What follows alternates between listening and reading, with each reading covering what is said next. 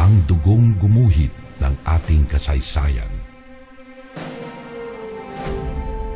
ng ating pagkatao, ng ating lahi, ay ang dugo ng kabayanihan. Mula sa mga bakas na iniwan ng ating mga ninuno, ating ipinagpapatuloy ang kanilang nasimulan